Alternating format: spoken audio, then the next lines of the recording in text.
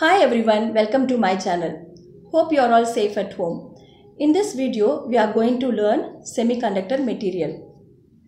Before going to semiconductor material, we should know what is electronics. Electronics, it is a part of our daily life. All gadgets like mobile phones, computers, televisions, music system, etc. work on this electronic principle.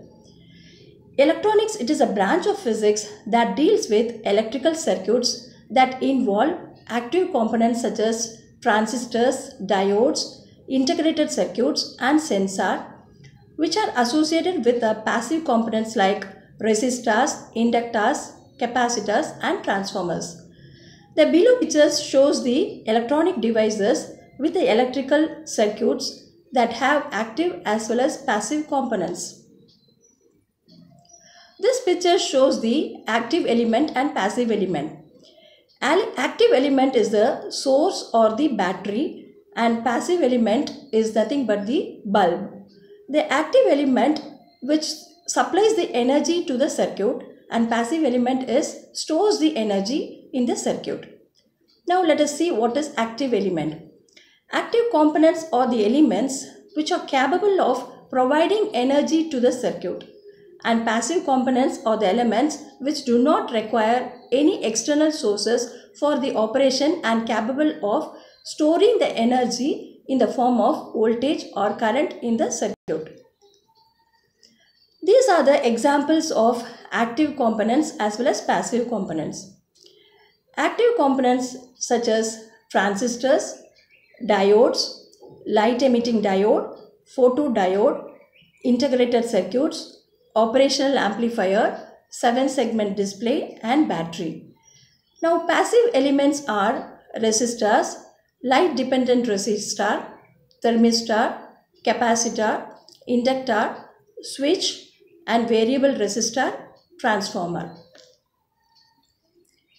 Let us see what is the semiconductor or semiconductor basics.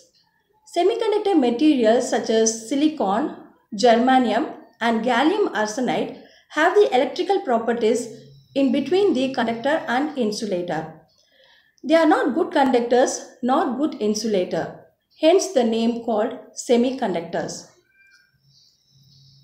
Semiconductor, it is a crystalline solids or amorphous solids. The electrical conductivity is between the conductor and an insulator. Semiconductors are the backbone of the electronic devices. Not only electronic devices but also the diodes, transistors and integrated circuits. So let us see what is conductor. The term conductor is used for any material that support the flow of charges when voltage is supplied across the terminals. Conductor means the conducting of electrical charges from one point to another point in a material. For example, let us consider copper and aluminium. The first picture shows the copper and second picture is the aluminium. If we cut the copper wire, it is a small circle of pi r squared. The amount of current that is flowing through this cross section of the wire in a given time is called conductor, or it has a very high conductivity.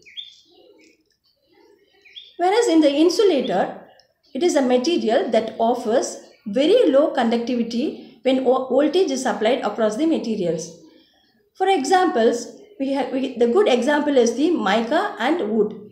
Okay, the mica, it is a very important in the electrical industry because it is used for thermal and electrical insulations. The flow of charges is nearly equal to zero and conductivity is less in the case of insulator.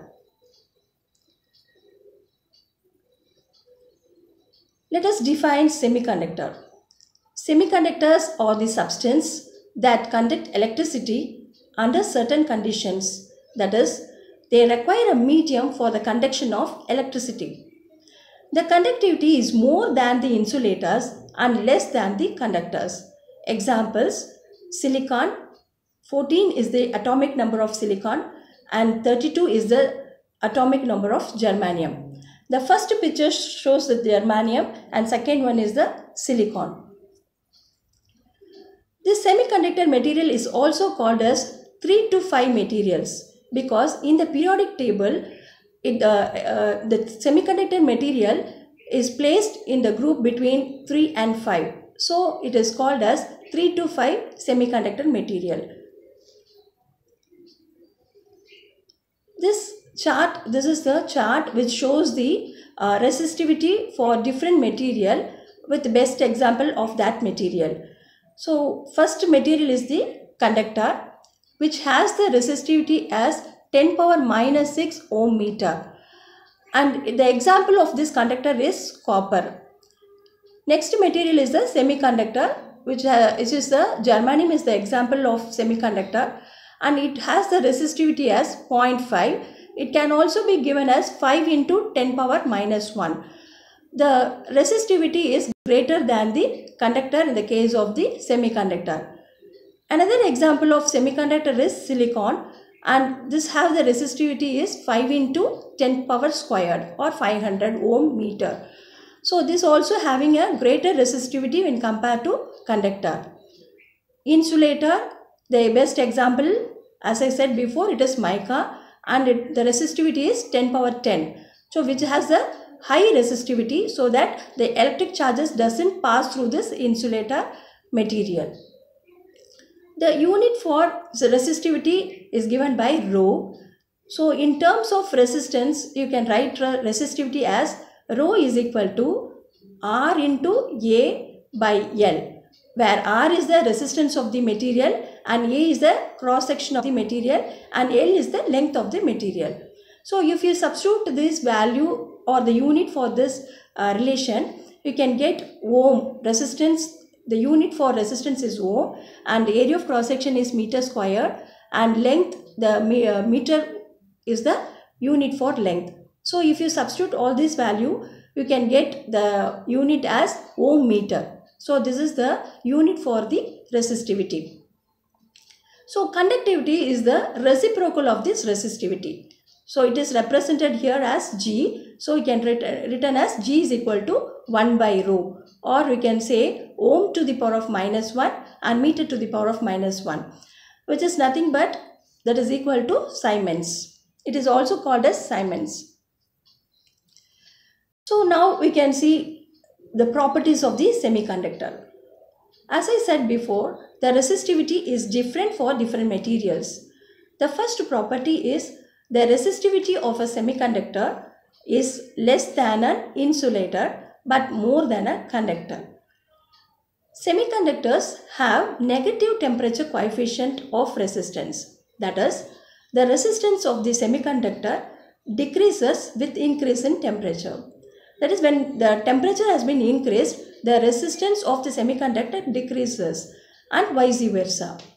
For example, germanium is actually an insulator at low temperature but becomes a good conductor at high temperatures. When a suitable metallic impurities, example arsenic or gallium, is added to a semiconductor, the current conducting properties change appreciably.